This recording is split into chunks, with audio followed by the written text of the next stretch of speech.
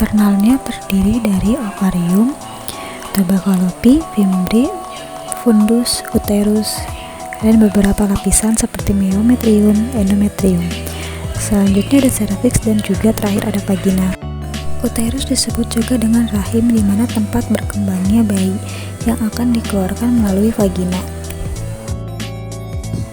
Bagian eksternalnya terdiri dari labia majora dan labia minora. Juga ada uretra yang merupakan saluran tempat keluar urin. Lalu ada vagina, di mana saluran tubuh yang menghubungkan vulva dengan rahim wanita. Selanjutnya ada mons pubis, perineum, dan terakhir anus, di mana lubang saluran pencernaan berakhir. Organ reproduksi pria terdiri dari penis, yaitu alat reproduksi pada laki-laki. Selanjutnya ada skrotum, yaitu kandung kulit yang bergantung di belakang penis. Lalu ada testis, vas deferens, epididymis, uretra, tulang kemaluan, kandung kemih, sakrum yang membantu menumpang dan melindungi organ-organ reproduksi. Oogenesis merupakan pembentukan sel telur di dalam ovarium.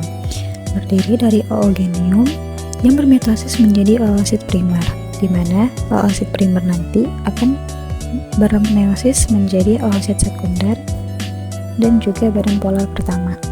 Setelahnya, oosit sekunder akan bermeiosis 2 menjadi ovulasi dan badan polar kedua. Selanjutnya ovulasi dia akan bermeiosis menjadi ovum.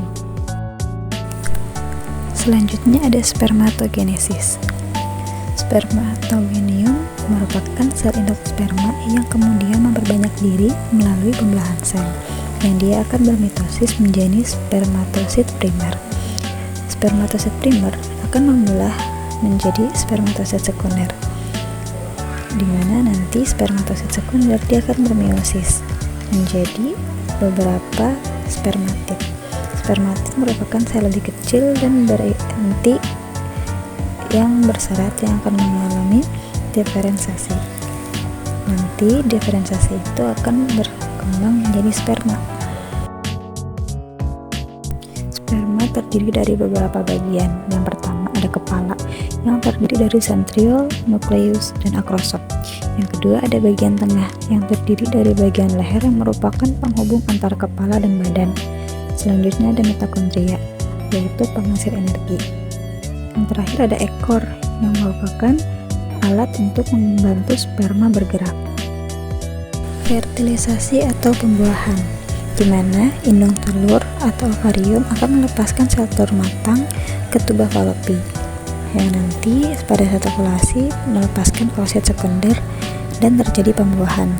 Pada hari pertama akan menghasilkan zigot, pada hari kedua akan menghasilkan 2 sel, hari ketiga 4 sel, hari keempat akan menghasilkan lebih banyak sel sebanyak 16 sel, dan hari kelima merupakan blastokista awal, di mana sel bulat berongga berisi cairan yang dapat diamati secara kasat mata. Hari ke-6 dan hari ke-7 merupakan blastokista tahap akhir. Selanjutnya hari ke-8-9 embrio memulai implantasi. Proses masuknya sperma ada beberapa tahap. Yang pertama, sel sperma bermigran melalui sel folikel dan berikatan dengan reseptor membran plasma sel. Yang kedua, proses rekasi akrosomal, di mana sel sperma mengeluarkan enzim hidrolitik. Yang ketiga yaitu proses peluruhan atau penghancuran lapisan zona pelurida oleh enzim hidrolitik, di mana sel sperma bisa masuk dan menyalurkan membran plasmanya dengan membran plasma sel telur. Menstruasi terdiri dari 4 tahap, yaitu menstruasi terjadi pada hari ke-1 sampai ke-5, praovulasi hari ke-5 sampai 13, ovulasi terjadi pada hari 13, dan terakhir pasca ovulasi terjadi antara tanggal 13 sampai 28. Menstruasi terdiri dari 2 fase, yaitu fase folikuler dan juga fase luteal, di mana memiliki 2 hormon, yaitu hormon LH dan FSH. Siklus menstruasi terdiri dari 4. Yang pertama fase menstruasi, yaitu meluruhnya darah dari vagina. Yang kedua folikuler, sel telur berada dalam ovarium. Yang ketiga fase ovulasi, sel telur mulai keluar melalui tuba falopi. Yang keempat fase luteal, di mana sel telur mulai mengarah ke rahim. Apabila tidak dibuahi, akan kembali ke fase pertama, yaitu menstruasi. Proses kehamilan terdiri dari 3 trimester, yaitu trimester pertama, trimester kedua, trimester ketiga. Trimester pertama terjadi di minggu pertama sampai minggu ke-13, di mana embrio akan mulai membentuk 3 lapisan sel, yaitu endoderm, mesoderm, dan ektoderm. Selanjutnya, kepala, batang tubuh, lengan, dan kaki akan mulai terbentuk, dan organ-organ penting seperti paru-paru, ginjal akan mulai terbentuk. Trimester kedua, janin mulai berkembang dan akan mulai membuka dan menutup matanya, serta rambut dan alis akan mulai tumbuh. Di trimester ketiga, janin akan mulai masuk ke posisi kepala di bawah dan akan mulai siap untuk dilahirkan. Proses persalinan terdiri dari 3 tahap. Yang pertama, kala 1 terdiri dari 2 fase, yaitu fase laten dan juga fase aktif.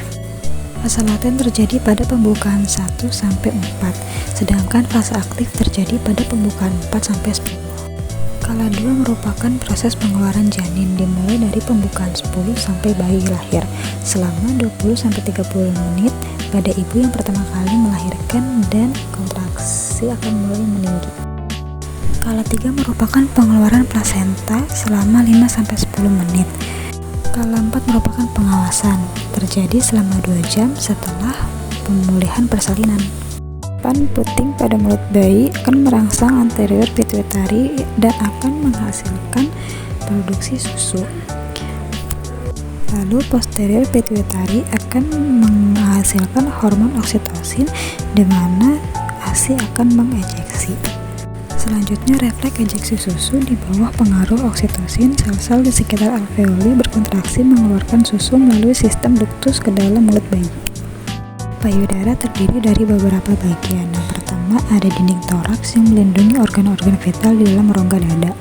Selanjutnya ada otot dada dan lobus, yaitu unit struktural dan fungsional utama. Selanjutnya ada puting susu yang terdiri dari kelenjar dan saraf. Selanjutnya ada areola. Selanjutnya ada saluran susu, yaitu jalannya ASI dan menyimpan ASI. Ada juga jaringan adiposa, penyimpanan energi dalam bentuk lemak. Dan terakhir ada kulit. Terima kasih sudah menonton. Semoga bermanfaat. Bye bye.